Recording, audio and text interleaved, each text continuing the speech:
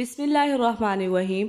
अस्सलामुअलैकुम students. Class 9th chapter number 1 का जो आज हम टॉपिक पढ़ेंगे उसका नाम है difference between atom and ion. Atom और आयंस के डिफरेंस में पहले हम लोग देखते हैं एटम को।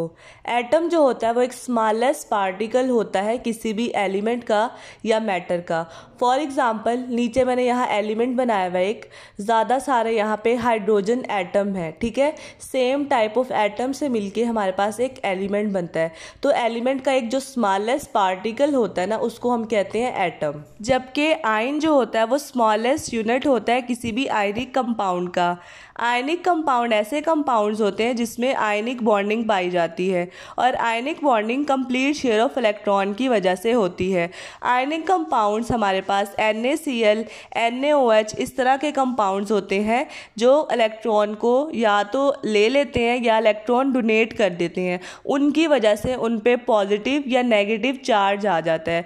तो ऐसे कंपाउंड्स को आयनिक कंपाउंड कहते हैं। और इन आयनिक कंपाउंड का एक जो स्मॉलेस्ट यूनिट होता है, जैसे NaCl एक आयनिक कंपाउंड है और NaCl का जो स्मॉलेस्ट यूनिट है वो है Na पॉजिटिव और Cl नेगेटिव। और आयन की सबसे बड़ी निशानी ये है कि इस पे हमेशा कोई ना कोई चार्ज होता है।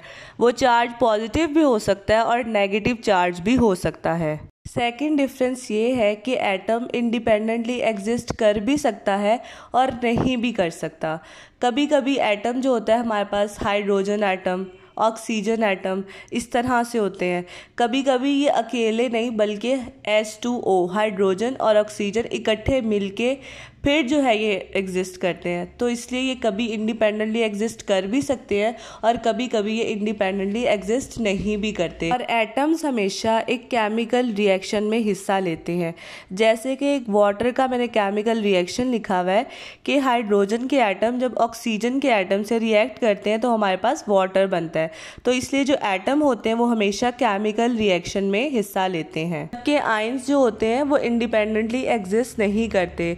और अगर कोई भी एक आयन है, लेट्स सपोज वो आयन पॉजिटिव है, तो उसके इर्द गिर्द हमेशा नेगेटिव चार्जेस होंगे। और अगर कोई आयन नेगेटिव है तो उसके इर्द गिर्द हमेशा पॉजिटिव चार्जेस होंगे। यानी आयंस के सराउंडेड हमेशा उनके ऑपोजिटली चार्ज आयंस होते हैं। लास्ट डिफरेंस ये है कि जो एटम होते हैं वो इलेक्ट्रिकली न्यूट्रल होते हैं, यानी इन पे कोई पॉजिटिव या नेगेटिव चार्ज नहीं होता बल्कि ये न्यूट्रल होते हैं। For example carbon, nitrogen, oxygen, hydrogen, iron और इस तरह की बहुत सी एग्जाम्पल्स हैं। जबकि जो आयन होता है इस पे कोई नेट चार्ज होता है, वो पॉजिटिव भी हो सकता है और नेगेटिव भी हो सकता है।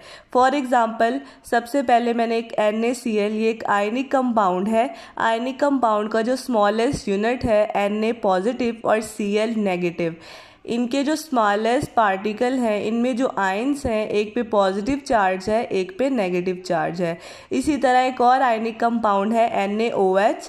Na पे पॉजिटिव चार्ज है और OH पे नेगेटिव चार्ज है। तो ये जिन पे पॉजिटिव या नेगेटिव चार्ज है इसको हम आयंस कहते हैं। ये था हमारा आज का लेक्चर। आई होप कि आपको इसमें सब समझ आ गया होगा।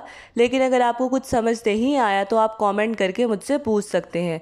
वीडियो अच्छी लगी हो तो लाइक कीजिएगा, शेयर कीजिएगा और मेरे चैनल को सब्सक्राइब कीजिएगा।